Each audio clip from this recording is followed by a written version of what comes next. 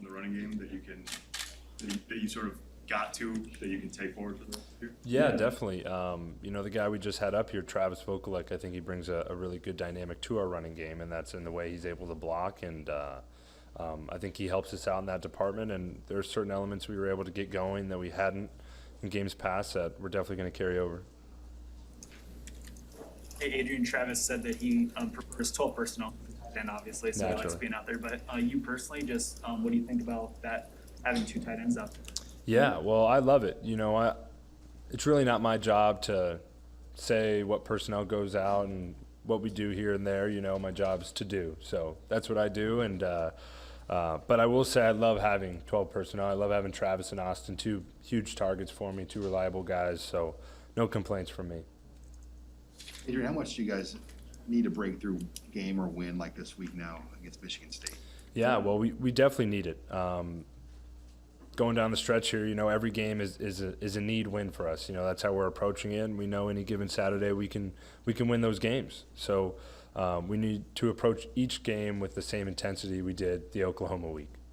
Objectively speaking, understanding that there's things you want to do better on an offense. What do you think you guys have done pretty well through 4 games on offense? Yeah, there's a couple things. I would say some of the stuff we really need to get cleaned up is just finishing drives.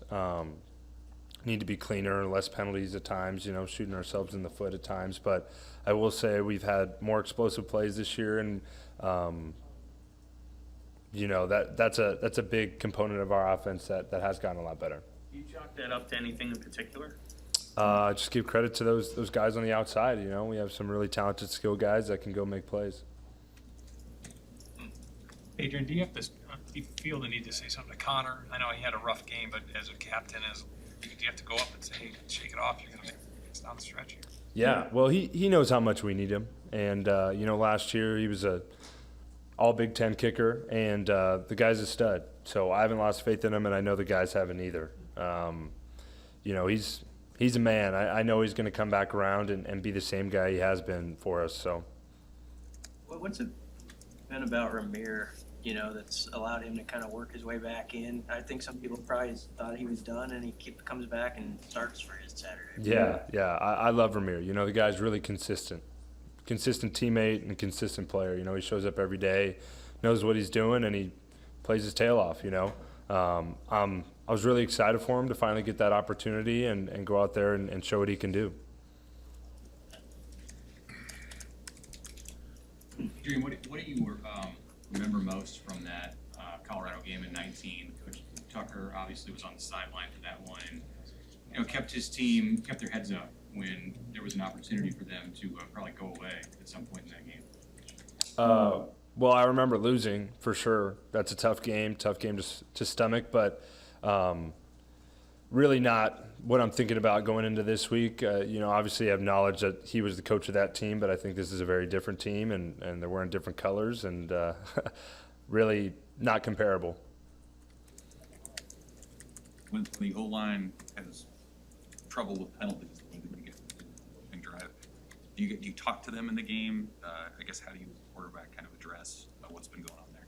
Yeah, well, I remember I definitely addressed it after the game, but those guys know. Those guys know that it's unacceptable and that we all have to get it cleaned up. It's on all of us, not just on them. So me going up and screaming or whatever it would be wouldn't necessarily get the outcome that we want in that situation. So just about communicating and we got to be better. Simple as that. When you went back and watched the film, was there anything you would have done differently on the 1st and 10 after the long play to Betts, where you just sort of aided there on a miscommunication? Yeah, definitely. I mean, ideally we get a real play off the ground there and get some positive yardage so that it's not 2nd and 10, 2nd and long, in kind of a goofy situation there. Just communication, all of us. So we all got to be better on that one. Anything else for you? Adrian, can you tell us real quick what your thoughts are on Michigan State and what you've seen out of them through their first few games? Yeah, well, they're a hell of a team. They're a tough team, and they're going to fight. They've played really well so far this year. I'm excited to go play a night game and go play in that atmosphere. Never been to East Lansing, so I know the guys are excited about it. I'm excited about it, and it'll be a fist fight. Adrian, you're the first quarterback in Nebraska history to have 4 seasons of 1,000 passing yards.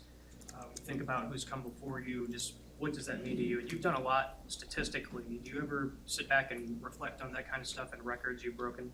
Yeah, well, there's a lot to do right now.